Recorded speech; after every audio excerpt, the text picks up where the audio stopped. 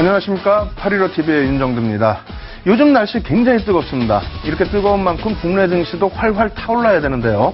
글로벌 증시 신고점, 역사상 최고의 고점을 뚫고 있음에도 불구하고 국내 증시 상당히 눌려 있습니다. 이에 따라서 향후 방향성에 대해서 좀 의구심을 많이 갖는 분들 계시는데요. 윤정두의 Y 시간을 통해서 여러분들 궁금하신 내용 전부 풀어드리도록 하겠습니다. 오늘 늦은 시간이지만 끝까지 시청하셔서요. 좋은 정보 꼭 여러분들 것으로 만드시기 바랍니다.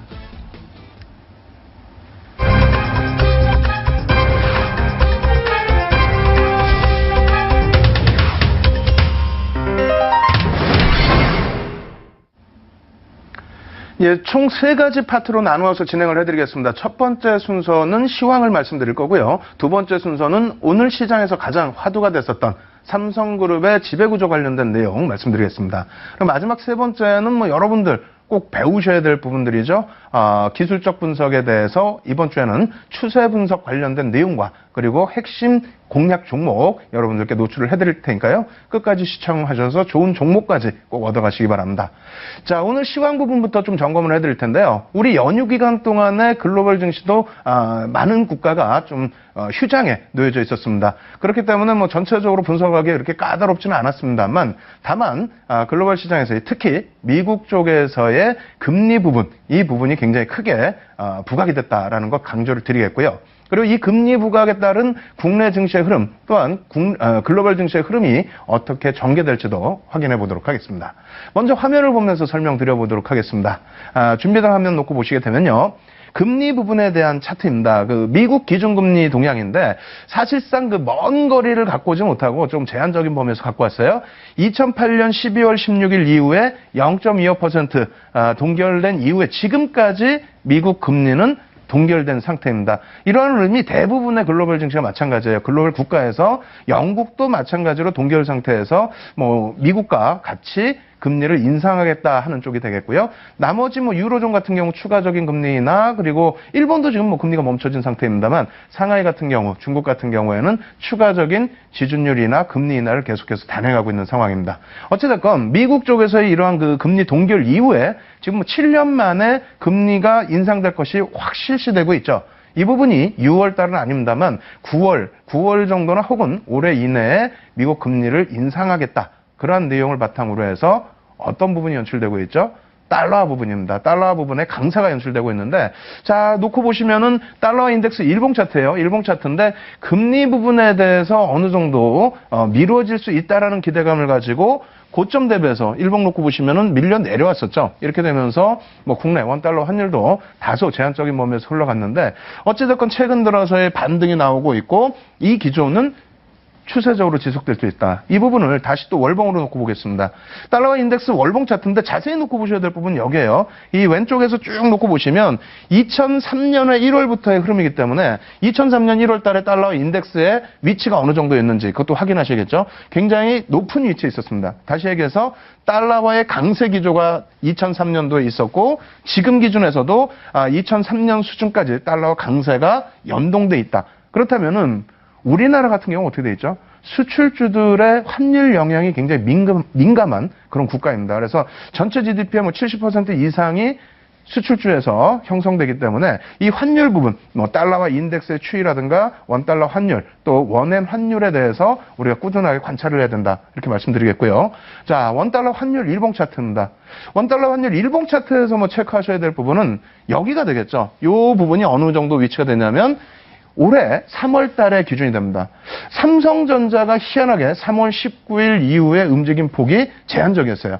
바닥 대비해서 굉장히 가파른 상승이 나오긴 했습니다만 그 바닥이라는 부분이 대략적으로 여기입니다. 환율 자체가 10월부터 해서 가파른 상승 랠리가 이어졌었죠. 그렇게 해서 삼성전자가 가파른 상승세, 40%에 달하는 상승세가 나왔는데 3월 달부터 해서 삼성전자 자체가 눌려버렸습니다. 그리고 시장은 올라가는데 오히려 삼성전자는 마이너스가 나왔죠. 그러한 부분이 환율에도 일정 범위의 영향력이 있다라고 말씀을 드립니다. 따라서 환율 부분이 재차 다시 오늘 기준의 원달러 환율이 1,100원을 넘어졌어요. 그렇게 된다면 시장 대비해서 오늘 IT주들이 조금 강세를 띄었습니다만 이러한 수혜주들도 역시 눈여겨보셔야 되겠고요. 월봉 기준에서 또 어떤 흐름이 연출되는지도 한번 보셔야 되겠습니다. 월봉 차트 보여드릴 텐데요. 월봉 차트 놓고 보시게 되면은 일단은 2003년도의 기준입니다. 2003년부터 2004년까지 1140원대 위쪽에서의 환율이 잘 형성이 됐었어요. 그렇게 되면서 나중에 보여드리겠습니다만 수출주, 뭐 전기전자 업종 플러스 자동차주까지 어마어마한 상승 랠리가 나왔었다라는 거고요. 이 구간에서는 뭐 리만 브라더스 사태가 터져 나왔기 때문에 사실 뭐 높게 올라간 환율이 무조건적으로 긍정적이다 이렇게 해석할 수는 없죠. 다만 밀려 내려와 있을 때 일정 범위가 또 방어가 되면서 수출주들 뭐 지난번의 기준에서 유가 부분의 상승 랠리를 바탕으로 화학과 정유 그리고 환율을 바탕으로 해서 자동차 그리고 삼성전자 역시도 탄력적인 상승이 나왔었습니다.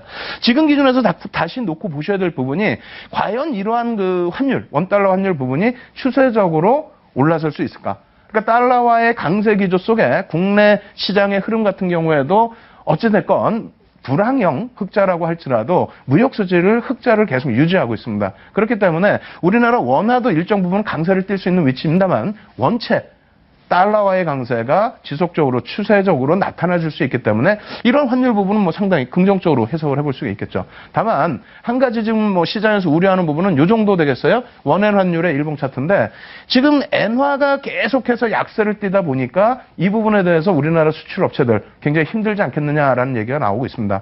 하지만 제가 기존부터 해석해드릴 때 어떤 해석을 해드렸어요? 이런 부분 한번 놓고 보셔야 됩니다. 원엔 환율 월봉 차트예요. 매일 보더라도 지겹지가 않으셔야 됩니다. 완전히 이제는 좀 여러분들께 각인이 돼야 될 그런 내용이 되는데 일단은 현재 기준 대비해서 이쪽의 기준이 2007년도예요. 2007년도 바닥을 찍을 때가 700엔대였다는 거죠. 다시 표현한다면 물론 2007년도에 그 원달러 환율도 900원 정도 형성이 됐었어요. 그렇게 되면서 수출주들이 굉장히 움직이지 못하는 뭐 삼성전자라든가 현대차라든가 시장 수익률에 겨우 턱걸이하는 정도 수준뿐이 움직이지 못했습니다. 다만 그렇다고 해서 시장이 붕괴됐느냐를 말씀드리는 거예요. 전혀 그렇지 않았다는 거죠. 2007년 초반에 환율 자체가 굉장히 무겁게 흘러갔음에도 불구하고 국내 증시는 상승 랠리가 굉장히 가파르게 나왔습니다. 1400포인트대에서부터 2000포인트를 돌파하는. 그렇기 때문에요. 현재 기준에서는 한쪽은 원달러 환율은 그나마 긍정적인 부분이 있죠. 그래서 원엔 환율에 대해서 조금 우려감이 있습니다만 여기에서는 조금 업종별로 차이점을 놓고 보면서 대응을 하자. 이렇게 말씀드립니다. 그러면 두 가지로 압축을 해드렸는데 하나는 금리였어요. 미국의 금리 부분의 인상 부분은 앞으로 뭐 지속된다라는 것은 여러분들이 더 잘 아실 거고 그 미국 금리의 인상 부분이 미치는 영향력 환율 부분, 달러와 인덱스의 강세 부분, 이 부분이 원달러 환율에 긍정적인 영향을 미칠 수 있다. 그렇게 된다면 당연히 수출주들에 대한 관심이 높아져야 된다라는 것을 말씀드립니다. 거기에 한 가지 더 있어요. 한 가지 더 놓고 보실 부분이 최근 들어서 유가라든가 또 CRB 상품 가격의 하락 부분이 어떠한 부분에서 해석이 나왔었죠? 그러니까 물론 뭐 음모론도 많습니다. 러시아 죽이기다부터 해서 뭐 여러 가지 음모론이 있습니다만 실질적인 내용을 놓고 보시게 되면은 사실상 그 달러와 인덱스의 강세 부분, 그러니까 달러와 자산 가치 그 달러화가 약세를 띠면서 결제 통화가 약세를 띠면서 유가가 올라갈 수밖에 없었던 그런 내용. 그리고 그러한 부분이 지속된 상태에서 이제는 금리 인상에 대한 언급이 2013년 말부터 나오고 그게 현실적으로 다가오다 보니까 어떻게 됩니까? 급격하게 상품 가격, CRB 일봉 차트인데요. 급격하게 상품 가격이 밀려 내려와 있었죠. 그리고 이러한 부분은 주봉 기준으로 놓고 보시더라도 추세적인 범위입니다. 한동안 좀 멈춰져 있는 구간에 놓여져 있었는데 그 이후 구간에서는 뭐 급격하게 하락이 되고 바닥 반등이 일부 나타나긴 했습니다만 이 부분은 크게 우려할 수준이 아닙니다. 거기에 WTI, 서부 텍사스 중진류 같은 경우도 놓고 보시면요. 일본 기준에서 급격한 하향 안정 추세. 그러고 나서 이제 반등이 나오다 보니까 60불 위쪽의 흐름이 강도 있게 나오는 것이 아니냐라는 그 의견들이 많습니다만 제 의견은 좀 반대예요. 제 의견은 오히려 뭐 급격한 흐름이 아니라면은 위로 올라서든 아래로 내려가든 뭐 정유 그리고 화학 그리고 항공업체들에 미치는 영향력은 제한적이다 이렇게 말씀드립니다. 그리고 오히려 뭐 이렇게 주봉 차트로 놓고 보시게 되면은 현재 위치가 가파른 상승으로 나타날 수 있는 범위는 아닙니다. 기술적인 부분에서의 반등 여력분이 되지 않는다. 그리고 또 한 가지는 요거죠. 최근 들어서 이제 뭐 크루드 오일 재고량 추이인데 서부 텍사스 중진류를 다르게 표현하는 부분이에요. 이 부분에 있어서 일본 기준으로 놓고 보시게 되면은 최근 일부 어떻게 됩니까? 재고량 자체가 일부 축소가 되면서 이 부분에 대한 우려감이 불거졌습니다만 일봉으로 놓고 보시더라도 추세 부분은 사상 최대치 추세가 이어지고 있다는 겁니다. 그리고 이 부분을 연도별로 놓고 보시게 되더라도 마찬가지예요. 지난 그 예전 과거 데이터부터 쭉 90년부터 놓고 보실 때 지금은 어떻게 됐습니까? 원유 재고량이 사상 최대치라는 얘기입니다. 원유 재고량이 사상 최대치이고 수요 부분이 중국이 지금 계속해서 금리를 인하하고 지준율을 인하하고 경기 부양을 하죠. 근데 경기가 살아나는 부분이 확인되지 못하고 있단 말입니다. 그렇게 놓고 따졌을 때는 현재 기준에서의 원자재 가격의 상승, 또 유가 부분의 급격한 상승 부분은 제한적일 것이다라는 의견이 조금 더 많이 있습니다. 거기에 다음 달부터 해서 6월부터 해서 이란의 수출 물량 제재 부분이 풀리고요. 그리고 산유국들의 증산 부분도 계속 논의가 되고 있는 상태이기 때문에 유가 부분에 대해서 너무 민감하게, 그러니까 유가가 급등이 나온다, 급락이 나온다 이 정도 수준만 아니라면은 항공이나 항공이나 화학, 정유업체들에 대한 미치는 영향력이 제한적이기 때문에 펀더멘털적인 부분으로 더 놓고 보자 이렇게 말씀드립니다. 다시 한번 정리를 쭉 해드리면요. 금리 부분 말씀드렸고요. 금리 인상 부분은 추세적인 부분이다. 그 부분을 받아들여야 된다. 두 번째는 금리 인상과 함께 달러와 인덱스의 강세, 이 부분이 원달러 환율에 오히려 긍정적인 영향을 미친다. 세 번째로는 상품 가격의 하향 안정 추세가 나온다. 그럼 상품 가격이 하향 안정 추세일 때 수혜를 받는 그런 업종을 놓고 보셔야 됩니다. 마지막으로 이거 한번 비교를 해드릴게요. 이것도 예전에 분명하게 갖고 나왔던 내용이고 이 부분에 한 가지만 더 업데이트를 시켰습니다. 그냥 이렇게 보여드리다 보니까 올라오면 얼마나 올라왔느냐 이렇게 생각하실 수가 있는데 정확히 보시면은 그 차트 기준에서는 2004년 8월부터 2007년 11월까지 기준입니다만 실질적으로 미국의 금리 인상을 하던 시점이 2004년 6월부터 2006년 상반기 6월 달까지입니다. 근데 그게 왜 중요하냐면 지금처럼 그때 당시에도 힘들었었단 말입니다. IT 거품이 붕괴가 되고 9.11 테러가 나오면서 엄청난 금리 인하를 단행했었죠. 그 부분에 대해서 금리 인상하던 시점에 미국은 어떻게 됐습니까? 앞전의 상승 랠리 대비해서 선반영 측면이 있었기 때문에 다우지수는 횡보. 근데 S&P 500 지수와 나스닥은 특히 나스닥의 경우는 반등이 강하게 나왔고요. 유로 증시 같은 경우에도 가파른 상승이 나왔습니다.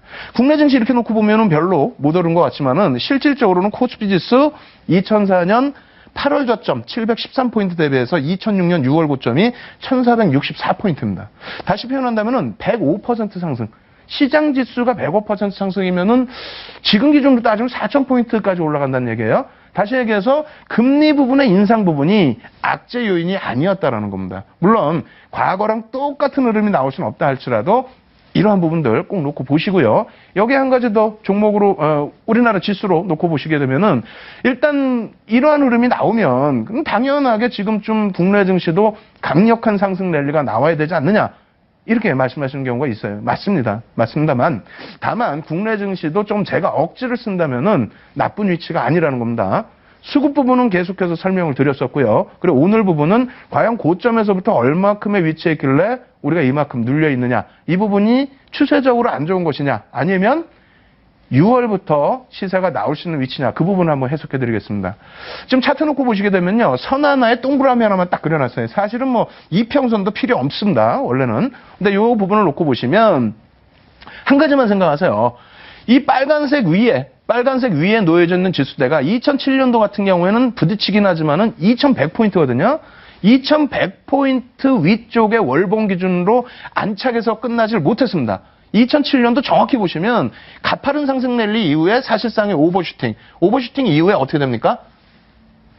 2100포인트에 안착하지 못하고 2000포인트 위쪽으로 올라섰던 것도 2달 정도뿐이 없죠. 종가상으로는 한 달입니다. 한 달 올라섰고 결국은 미끄러져 내려왔죠. 다시 올라선 부분은 여러 가지 요인이 있겠습니다만 유동성의 힘이다. 워낙 화폐 자체가 원체 풀리다 보니까 화폐 가치의 하락과 함께 일단 시장의 재평가 부분이 진행된 거고요. 그와 함께 움직였던 범위가 2100포인트 위쪽인데 월봉 기준의 종가상 2100포인트 위에 안착된 것은 역시 한 달뿐이 없어요. 2011년 4월입니다. 그렇다면 지금 기준은 어떻게 됩니까? 2100포인트 위쪽으로 안착이 돼서 마감이 됐던 부분이 4월 달에 어찌됐건 마감이 됐고요. 5월 달 기준에서도 2100포인트 위에서 마무리가 되려고 하고 있어요. 그러면 종가 기준에 가장 높았던 시점이 2011년 4월인데 그때 2190포인트대입니다. 지금 2180포인트대까지 움직임이 나왔죠. 그리고 2달 연속 2100포인트 위에서 움직이고요. 수급 부분은 이때 당시 대비해서 지금의 수급이 오히려 월등히 더 강하게 들어오고 있습니다. 거기에 외국인과 연기금의 쌍끌이 매수를 감안을 한다면 절대 지금 위치는 어려운 위치가 아니다. 6월부터를 기준을 잡아야 된다. 그럼 6월에 이 구간을 뚫고 올라갈 수 있는 업종이 부각돼야 되겠죠. 3월 중순 이후에 4월, 5월 지금까지 진행될 때 어떻게 되어 있습니까?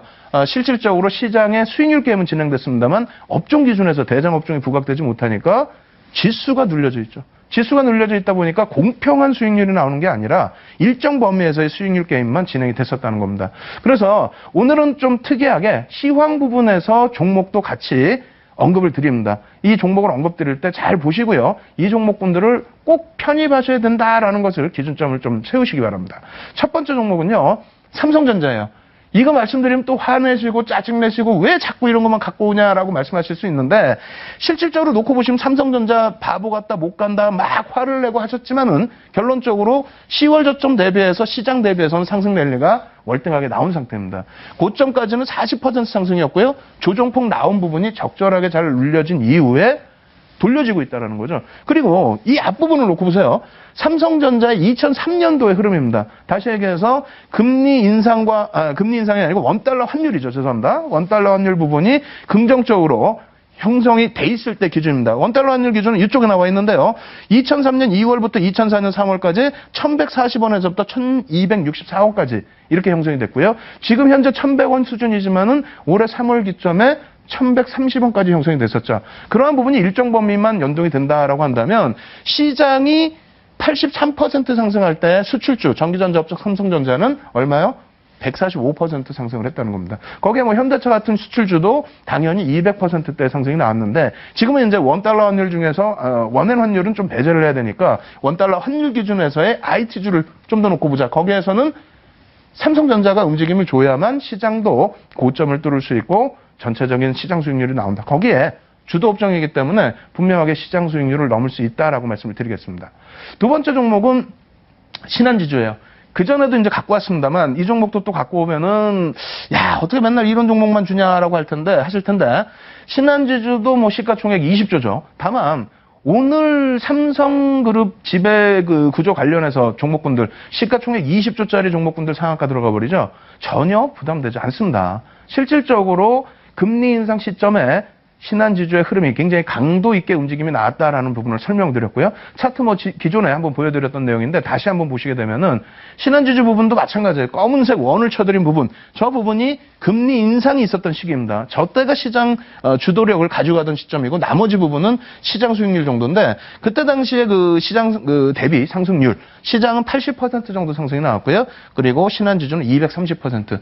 다시 표현한다면은 지금 기준에서 하락 추세에 눌려져 있는 부분이긴 합니다만 재차 뚫고 올라가 줄 수 있다. 그렇게 된다라면은 지금부터 해서 시장 상승 랠리가 나오는 기준 대비해서 최소 1.5배에서 2.5배의 상승 랠리가 나올 수 있는 것이 어디요?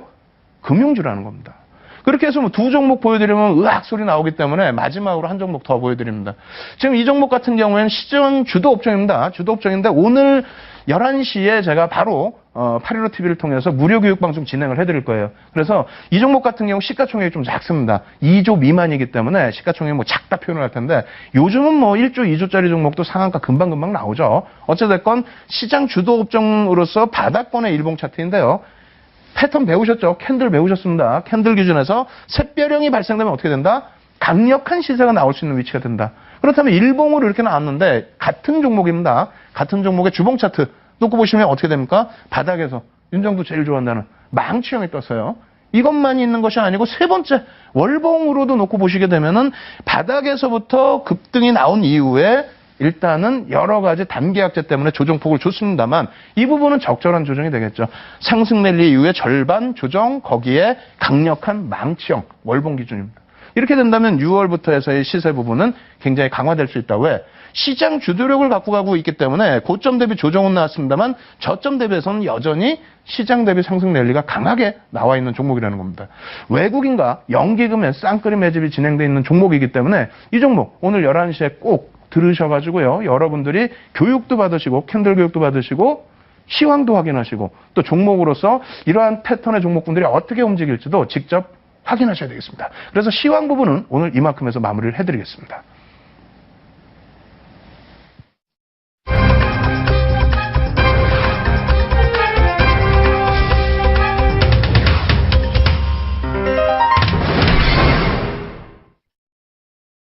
예, 두 번째 시간에도 오늘도 마찬가지로 노출됐던 종목이긴 합니다만 두 번째 시간도 종목을 노출을 해드릴 거예요. 물론 세 번째 시간에는 아무래도 추세에 대한 공부를 첫 시간 공부를 하는 거기 때문에 굉장히 또 강한 종목 언급을 드릴 텐데 두 번째 시간에도 종목 노출되니까 끝까지 조심하면 안 됩니다. 굉장히 중요한 내용들이니까 시청 잘 하셔가지고 여러분들 종목으로 꼭 만드시기 바랍니다.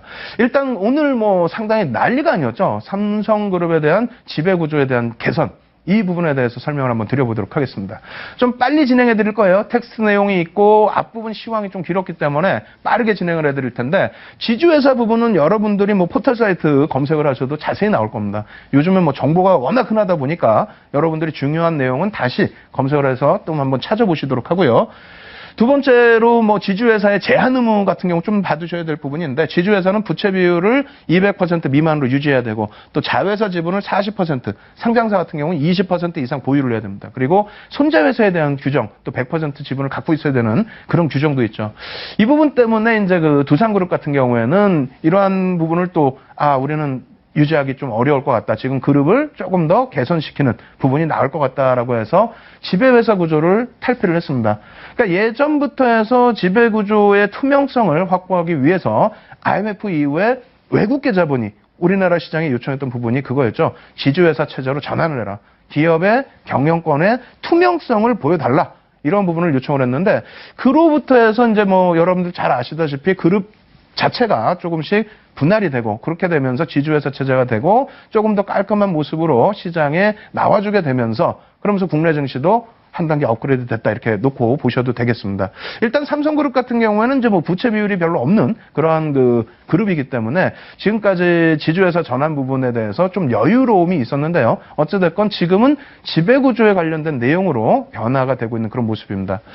추가적인 내용, 지주회사 관련된 내용에 이러한 종류가 있다라는 거 알아두시면 좋을 것 같고요. 그다음에 삼성물산과 제일모직의 합병 발표가 오늘 발표가 됐죠. 그렇게 되면서 9시 반에 이제 동시호가가 늦게 출발이 됐고, 삼성물산은 상한가로 바로 직행을 했다가 상한가에서 거래가 계속 터져 나오는 그런 흐름이 연출이 됐는데, 어찌됐건 간에 이러한 기존 연결 순환고리를 좀 더 짧게 했다라는 부분에 대한 의미가 있습니다. 그리고 삼성물산의 대주주 이재용 부회장이신데 이분이 23%의 지분에서 합병 이후에는 16.5%로 줄어들어요. 다만 제일모직이 또 갖고 있는 그러한 계열사 지분들이 있죠. 삼성 생명에 대한 지분이라든가 또 삼성생명이 갖고 있는 삼성전자의 지분이라든가 이런 내용 때문에 지배구조가 좀 단순화되고 경영권을 장악할 수 있다. 그래서 굳이 지주사로 전환을 안 하더라도 지주사 전환 비용 굉장히 비용이 많이 들거든요.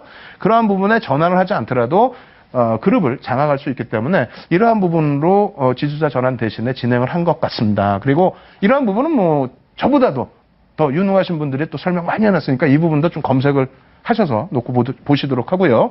그리고 이제 삼성전자 부분이죠. 이 부분이 좀 중요한데 어찌됐건 간에 삼성전자의 지배력을 크게 가지고 갈 수 있어야 됩니다. 그런데 삼성전자의 지분구조 이렇게 놓고 보시게 되면은 이런 식으로 형성이 되어 있습니다. 여기서 눈에 띄는 부분이 삼성생명과 삼성물산이 되겠고요. 그리고 이 부분도 좀 놓고 보셔야 됩니다.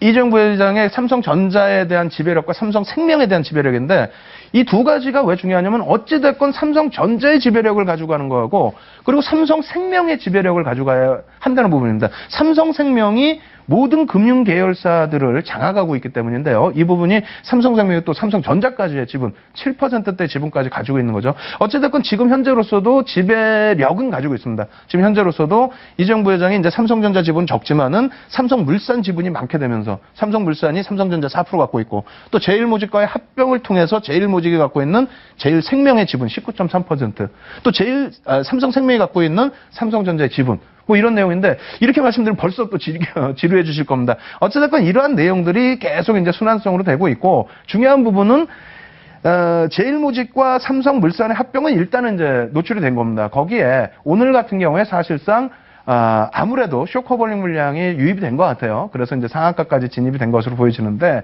향후 추세에 대해서는 솔직히 저도 뭐라고 장담을 못 드리겠습니다.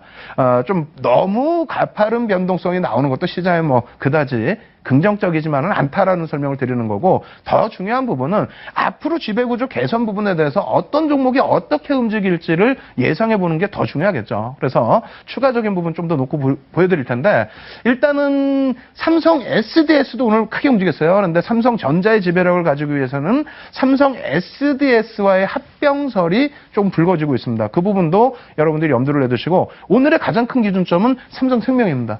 지난주에도 삼성생명, 지지난주에도 삼성생명 말씀드렸어요. 또 금리 관련해서도 삼성생명 보셔야 되는데, 금융지주회사로서의 전환 가능성이 또 부각이 되고 있습니다. 그래서 삼성생명에 대해서 전체적인 금융계열사의 지배력을 강화하려면은 실질적인 삼성생명의 그 지분도 가지고 있어야 되겠죠.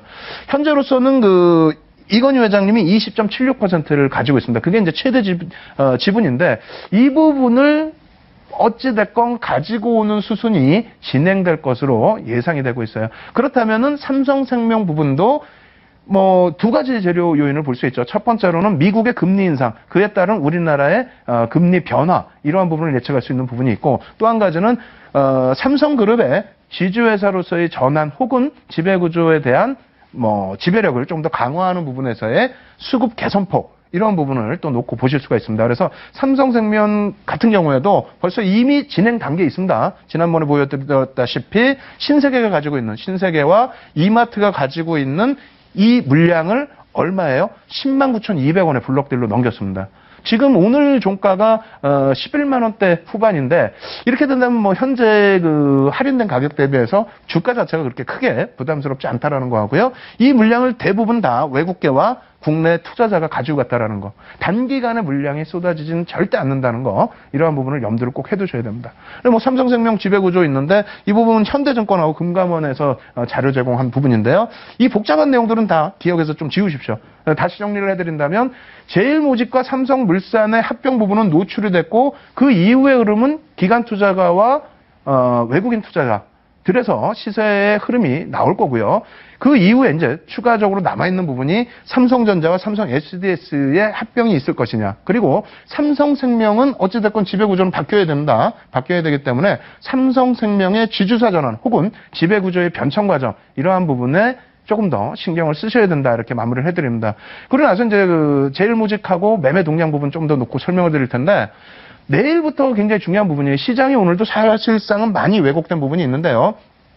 제일모직의 시가총액이 25조입니다. 25조고, 오늘 외국인이 제일모직을 175억 샀고, 기관이 747억을 샀습니다. 그리고 삼성물산에 대해서는 약 10조 정도 시가총액이고요. 57억 외국인 매수에 기관이 470억 매수가 됩니다. 그리고 마지막으로 이제 삼성 SDS예요. 시가총액 21조입니다. 세 개를 합치면 55조예요. 55조면은 시장 지배력 자체가 4% 정도 수준이 됩니다.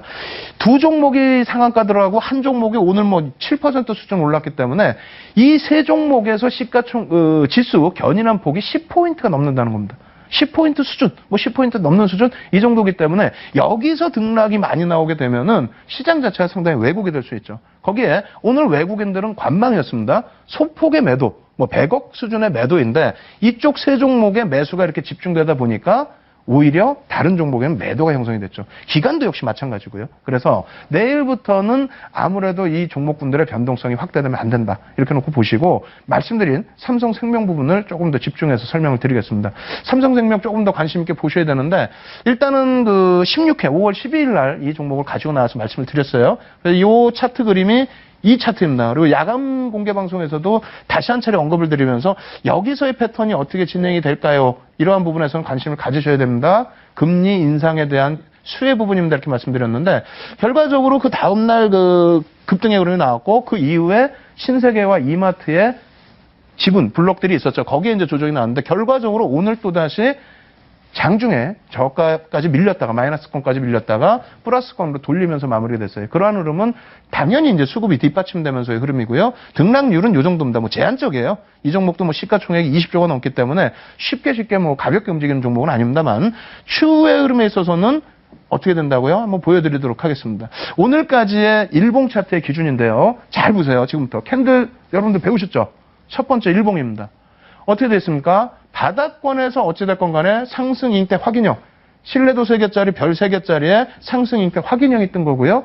그리고 공부하신 분들은 아시겠습니다만, 복습 열심히 하신 분들은 아시겠습니다만, 저 구간에서라면은 매수 구간이 지금 놓쳐졌어요. 지금 현재는 매수 구간이 아닙니다. 그리고 상승 장악 확인형이 지금 또 떠 있죠. 근데 이 기준에서도 일본 기준인데 조금 망설여지시는 분들이 분명히 계실 겁니다. 그래서 주봉도 한번 가져 나왔습니다. 주봉 같은 경우에도 상승 장악형이 떴고요. 이렇게 된다면 바닥 시세 부분이 지속될 수 있다는 게 일본과 주봉에서 확인이 됐다라는 거죠. 그리고 여기서도 공부를 저와 함께 자세히 하셨던 분들은 매수 구간을 지금 놓쳤는데 어떻게 할 것이냐 라는 질문을 당연히 하셔야 돼요.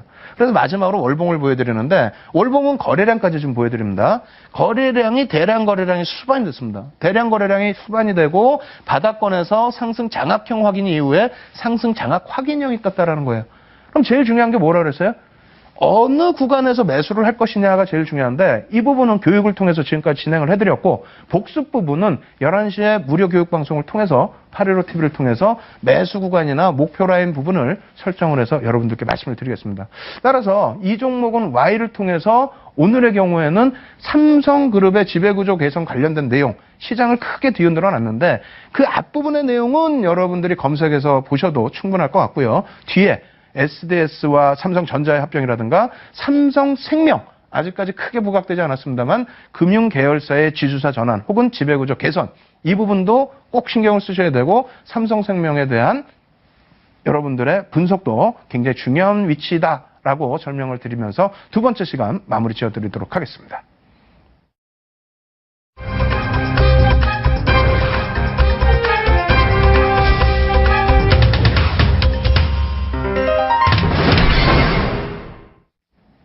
자, 세 번째 시간입니다. 세 번째 시간은 매번 진행해드렸던 것이 여러분들의 기술적 분석에 도움을 일부 드리고자 하는 교육 방송을 진행해 드리는데, 오늘은 어떤 부분을 갖고 나올까 고민을 하다가 추세 분석을 가지고 나와봤습니다. 일단 화면을 통해서 뭐랄까요, 표를 통해서 놓고 보면서 전체적인 기술적 분석 설명을 한번 드려볼 텐데요. 이렇게 놓고 보시면은 기술적 분석의 큰 틀의 종류입니다. 큰 틀의 종류는 여러 가지가 있는데, 첫 번째로는 추세 분석이 있고, 그리고 패턴 분석이 있고요. 그리고 지표 분석, 시장 구조 이론 이렇게 크게는 나뉘어지고 있습니다. 그래서 여기서 보시면 추세 분석은 우리가 배웠죠. 배운 부분이 이동평균선. 그리고 이동평균선보다 이제 기본이 되는 것이 저항선과 지지선인데, 이번 주부터 해서는 저항선, 지지선, 그리고 추세선, 이러한 부분들을 공부를 해나갈 겁니다. 그리고 패턴 분석은 서양식 패턴 분석. 그러니까 헤드앤숄더형 이런 부분이 서양식 패턴 분석의 기준이 되겠고요. 쌍바닥을 찍었다, W자 패턴, 이러한 부분이 서양식 패턴 부분인데, 추후에 다시 공부를 해드리도록 하고요. 일본식 캔들 부분은 우리가 두 번째 파트에서 좀 배웠죠. 그래서 이 부분 일단은 공부를 했고, 그리고 지표 분석 주가 수급 부분은 맨 앞부분에 우리가 했습니다. 주도주들에 대한 공략. 그리고 보조 지표는 맨 뒷부분에 이제 우리가 정리를 해드릴 텐데, 일단은 시장 구조 이론에도 보조 지표가 많이 포함되어 있어요. 엘리어트 파동 이론, 일목균형표, 개인 이론, 여러 가지가 있습니다만, 일단 기술적 분석의 가장 기초적인 부분은 추세 분석 쪽에서 여러분들이 좀 놓고 찾으셔야 된다라고 말씀을 드리도록 하겠습니다. 그리고 이러한 부분에 대해서 이제 표를 또 많이 준비했는데, 이러한 부분 표는 좀 빠르게 넘어가면서 설명을 드릴게요. 추세란 어떤 것이냐, 사전적인 의미 여러분들이 한번 읽어보시고요. 근데 다만 추세라는 것이 뭐죠? 한번 방향성을 쭉 뻗게 되면은 관성의 법칙에 의해서 쭉 뻗어간다는 그런 흐름입니다. 그래서 이 추세를 한번 잘 타게 되면, 하락 추세를 타면 큰일 나겠죠? 상승 추세를 잘 타게 되면 여러분들의 수익률은 극대화할 수 있다, 이렇게 말씀드리겠고요. 추세 분석의 종류에는 말씀드린 지지선, 저항선, 추세선, 이평선 이렇게 있는데, 이평선은 배웠죠? 추가적으로 갭, 반전일, 되돌림이 있습니다. 이 부분에 있어서 이제 손절을 단행할 때에도 투매보다는 되돌림, 이러한 부분을 좀 놓고 보시는 게 좋고요. 갭 부분은 시세의 강력한 분출, 이러한 부분의 단기 공략 기준에서의 시세 강력한 분출을 원하실 경우에는 갭이 나오는 종목군들 공략하시는 것도 굉장히 중요합니다. 이 부분은 예전에 이제 CNS 자산관리라는 종목을 통해서 5,000원대에서부터 9,000원대까지 주가 흐름이 나왔던 범위에서 설명을 드렸던 내용인데, 향후에도 갭 부분은 자세하게 또 설명을 드리겠습니다. 지지선부터 짧게 한번 설명을 드리고 실전 차트 보여드리면서 또 설명을 드릴게요. 일단 지지선이란 어떤 걸까요? 이러한 사전적인 내용들이 쭉 있습니다. 이것도 자료를 여러분들이 다운 받으셔서 차분하게 보시는 게 오히려 나을 것 같아요. 뭐 하나하나 설명드려봐야 지루하기만 할 것 같고요. 그림으로 오히려 보시는 것이 좀 더 나을 것 같습니다. 그리고 저항선이라는 부분도 마찬가지가 되고요. 그리고 지지선과 저항선 분석을 하는 이유, 이것은 뭐 당연히 목표 주가 설정 가능하기 위해서, 그리고 추세가 지속될 것이냐 아니면 추세가 반전될 것이냐. 그러니까 저항선을 뚫고 가면은 추세가 반전이 되는 거죠. 뚫고 올라가는 거죠. 그리고 거기서 막혀버린다면은 추세가 그 박스권에서 지속되는 걸 거고요. 이러한 흐름을 파악하기 위해서고 포트폴리오를 구성하기 위해서다. 이렇게 놓고 보시면 되겠습니다. 자, 이제부터 그림 보면서 설명을 드릴게요. 여러분들 뭐 다 아시는 내용이기 때문에 야, 이렇게 쉬운 거를 무슨 교육이라고 하느냐라고 생각하실 수 있는데 조금 이따 이제 실전 종목 놓고 보시면 또 막상 그렇지가 않아요. 그리고 여러분들이 이 그림은 자율적으로 그릴 수가 있으십니다. 뭐 이러한 부분에 있어서 뭐 이렇게 수평으로 그려서 박스권을 그리셔도 되고, 혹은 추세 라인으로 해서 대각선으로 놓고 그리셔도 됩니다. 그러한 부분은 뭐 추세선 그리는 방법은 나중에 좀 더 자세히 설명을 드리겠고요. 1차적으로 저항선과 지지선에 대한 설명인데, 뭐 가장 기초적인 부분이다 할지라도 굉장히 좀 심도 있게 공부를 하셔야 됩니다. 일단 첫 번째 부분의 저항선, 맨 위의 저항선은 우리가 사실상 이것이 저항선이다라고 인식하는 것은 꺾여 내려온 이후의 저항선을 확인할 수가 있는 거고요. 이 부분의 지지선도 마찬가지입니다. 돌려지고 난 이후의 지지선이라는 것을 확인할 수 있죠. 다시 얘기해서 여기가 다시 한번 저항선이라고 표시되어 있습니다만, 이 부분도 첫 번째 형성된 저항선은 우리가 알 수가 없습니다. 두 번째 저항선부터 앞전에 여기서 막혀 있었기 때문에 여기서 다시 한 차례 막힐 수 있겠구나. 이 부분은 우리가 좀 주의를 하자. 여기서 거래량이 펑 터지거나 공격적인 매수에 의해서 돌려지지 않으면은 이 저항선 부분에서 다시 꺾일 가능성을 염두를 하자는 그런 얘기고요. 첫 번째 지지 라인은 말씀드린 것처럼 돌려져야만 할 수 있다고 그랬죠. 그렇기 때문에 두 번째 지지 라인을 통해서만 여기가 지지가 될 수 있겠구나라는 것을 계산을 할 수 있다라는 겁니다. 그래서 그냥 이렇게 놓고 보시면은 그냥 간단하게 여기 저항이고 여기 지지고 이렇게 생각하실 수 있는데, 실질적으로 내 자산을 지키시는 거기 때문에 공부하실 때는 좀 더 명확하게 공부를 하셔야 되는 게 맞다라고 설명을 드립니다. 그리고 이러한 그 패턴 부분이 다시 이러한 그림으로 또 놓고 볼 수가 있겠죠. 뭐 선 차트의 개념으로 놓고 보실 수가 있는데, 앞서 말씀드린 개념하고 똑같습니다. 그래서 파란 색깔이 저항선이고 빨간 색깔이 뭐 지지선, 뭐 이런 개념으로 좀 해놨는데요. 놓고 보시게 되면은 어떻게 됐습니까? 첫 번째 부딪히는 공간에는 동그라미를 안 쳐드렸어요. 왜 그러냐면 여기가 처음부터 부딪혔는데 이게 저항인지 아닌지 어떻게 알아요? 깨져 내려갈 때 이제 저항선의 기준이 되겠죠. 그리고 저항, 그리고 여기도 지지가 아닙니다. 저 밑에서 뭐 주가가 여기서부터 출발한 게 아니라 이 위에 밑에서부터 출발했을 수도 있기 때문에 여기가 지지라인 되는 게 아니라 여기서부터 지지라인이 되는 겁니다. 그래서 지지라인, 저항, 이 저항선을 뚫고 가느냐 안 뚫고 가느냐에 따라서 차익 실현 여부, 그리고 차익 실현을 만약에 중단 라인 이상에서 했을 때에는 재편입 여부를 고민을 해봐야 되는 거겠죠. 그래서 이 부분에 대한 실전 전략 부분은 향후에 말씀드릴 거예요. 뭐 대략적으로 예를 든다면 박스권에 형성되어 있는 추세라든가 추세 부분에 뭐 대각선 추세 부분에 형성되어 있는 범위를 돌파했을 때에 그럼 이것을 돌파로 인정을 할 것이냐 아니면 다시 이 정도에서 꺾여 내려올 것이냐의 기준은 나중에 자세히 설명을 드리겠습니다만, 간단하게 미리 설명드린다면은 제 기준에서는 뭐 적어두셔도 이건 상관없습니다. 3거래일에서 5거래일 이상 저항선 위쪽에 형성이 되거나 혹은 3에서 5% 이상의 추가적인 상승 탄력이 나왔을 경우에는, 그렇다면은 새로운 추세가 형성이 됐다, 이렇게 이해하시더라도 크게 무리가 없다라고 말씀을 드리겠습니다. 그리고 향후 뭐 추세 배우실 때는 여러 가지 패턴들에 대해서 많이 배울 거예요. 추세 부분의 변형이라든가 새로운 추세의 형성이라든가 그러한 부분을 놓고 공부를 하시게 되면은 당연히 종목 선택하실 때 굉장히 큰 도움이 되시겠죠. 자, 실제 종목을 놓고 보면서 설명드리겠습니다. 롯데케미칼의 일봉 차트예요. 지금은 저항과 지지를 놓고 배우기 때문에 뭐 이렇게 옆으로 횡보되는 그러한 그 흐름만을 가지고 나왔습니다만, 이러한 부분도 나중에 이제 그 추가적으로 배우실 부분이 대각선적인 부분, 뭐 이러한 부분에서의 추세, 그리고 하락 추세, 이러한 부분으로 이제 연동을 시켜서 놓고 보실 수가 있겠고요.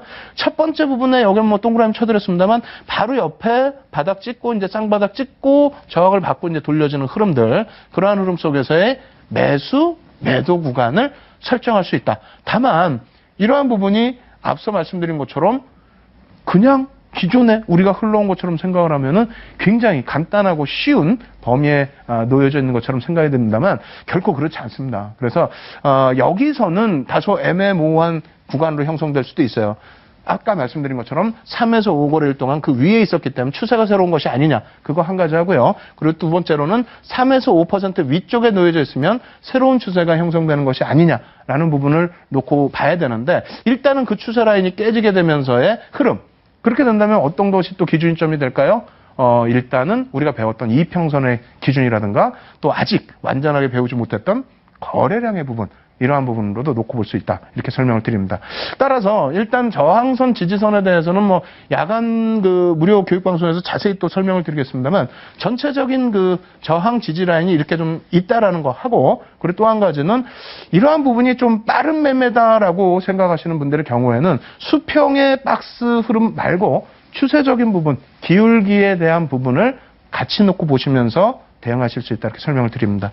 그리고 두 번째 종목 총 4종목을 보여드릴 텐데 현대글로벌스의 일봉 차트입니다. 이 부분도 역시 마찬가지예요. 사실상은 전체적인 추세 라인으로 놓고 본다면은 굳이 저항과 지지 라인을 매수 매도를 굳이 꼭 크게 반복하실 필요 없습니다. 왜냐하면 대형주 기준에서는 어차피 이러한 부분에 있어서의 그 등락폭 자체가 상당히 제한적입니다. 제한적인 등락폭에서 매매를 너무 하시다가 그러다가 뭐 순간적으로 매매 타이밍을 놓치시게 되면은 종목 편입 자체가 놓쳐지게 되죠. 다시 예를 들어서 이렇게 뭐 뚫고 올라가는 흐름에서 한번 매매 타이밍을 놓치시게 되면은 그 이후에 매매가 어려워질 수가 있습니다. 그래서 향후에 배울 대각선적인 기울기에 대한 추세 부분, 이러한 추세 부분에 대해서 같이 염두를 하시면서 대응을 하시는 것이 맞다.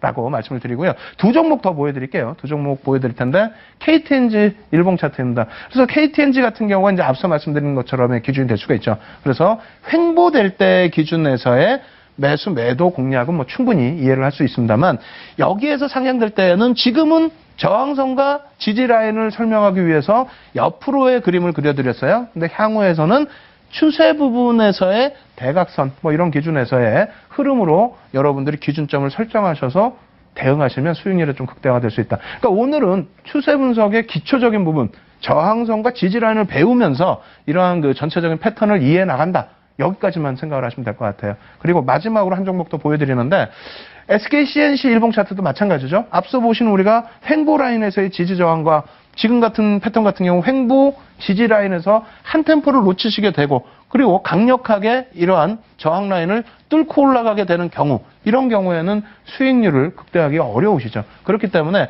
이러한 기준에서 놓고 보실 때는 다음 주부터 또 진행될 추세 부분에 대해서도 굉장히 여러분들이 집중을 하셔야 된다. 그래서 오늘 기준에서는 뭐 계속 말씀드리지만 뭐 11시에 815TV를 통해서 무료 교육 방송 때 이 지지 저항 부분을 더 강력하게 말씀드릴 거고 이렇게까지만 말씀드리면 여러분들이 좀 어려우신 부분이 있지 않습니까? 지금까지 졸리신 눈을 부비면서 야 마지막에 어떤 종목이 나오길래 이렇게 강조를 했느냐라고 말씀하실 수 있을 텐데 그 부분에 대해서 조금 앞선 종목 대비해서는 거래량이 좀 월등히 터져 있어요. 그리고 변동성 자체가 굉장히 커져 있습니다. 그렇기 때문에 일정 부분의 리스크는 있긴 있습니다만 시장에서 가장 부각되고 있는 그룹주고 시장에서 가장 부각되고 있는 업종이고 그리고 시장에서 가장 거래량이 터져 있는 종목이기 때문에 시가총액은 뭐 3조 원대이긴 합니다만 등락폭이 상당합니다. 그래서 이 종목 지금 노출을 해드리면서 설명을 드릴 텐데 오늘 배운 지지 저항 라인의 중요성 놓고 보시게 되면 이 종목은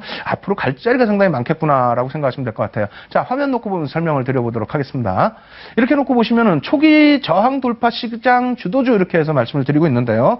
일단 거래량 부분 놓고 보시면요. 바닥권에서 거래량이 상당 부분 주고 있었죠. 그러던 거래량이 여기에서 노란색 그 박스를 쳐드린 부분에서 거래량이 상당히 수반이 되면서 주요 저항 라인을 지금 뚫고 올라서고 있다라는 겁니다.